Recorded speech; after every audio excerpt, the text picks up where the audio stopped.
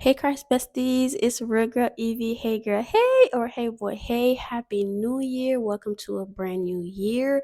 We thank God for crossing over from 2023 into 2024, and I welcome you guys into 2024. If you are new to my channel, welcome. If you are a returning subscriber, welcome back. Don't forget to click that subscribe button down below, comment, like, give this video a big thumbs up.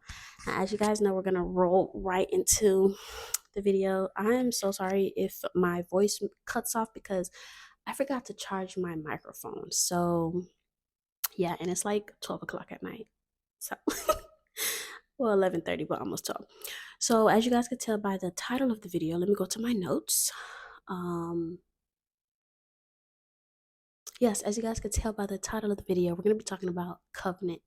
I've been getting a lot of questions from my last video that I made. I think this is like 2 years ago now. Wow, it's crazy how fast time flies. But yes, my first video that I made was how I broke evil covenants and curses, like off of myself and my bloodline.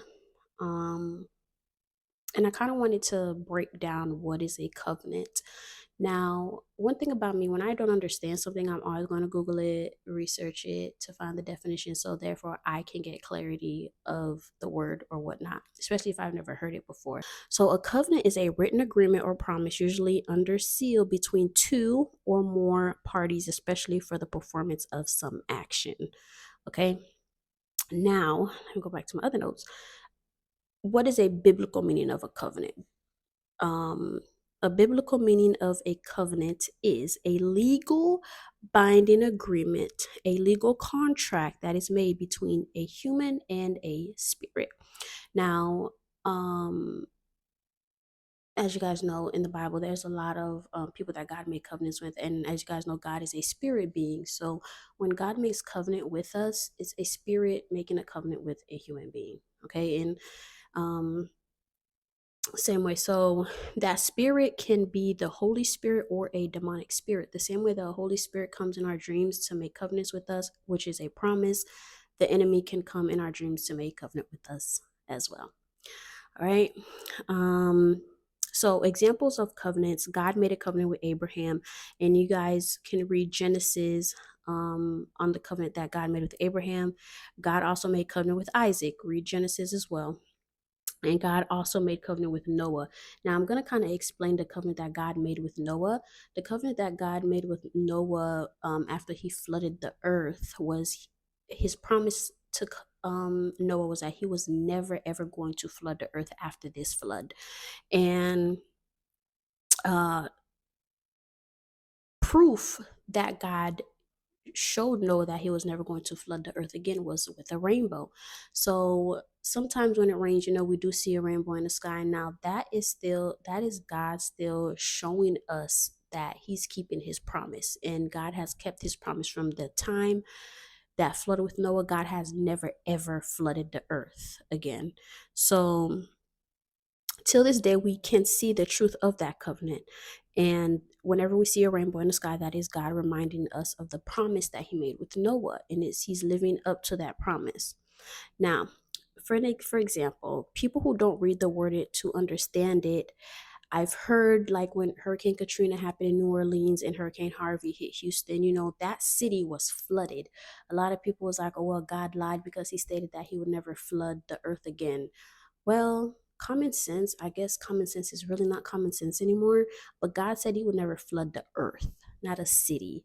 A city, a region, or a state is not the earth. It is part of the earth, but it's not the whole earth. So, like, let's say, for example, a hurricane comes into a city and it floods the city.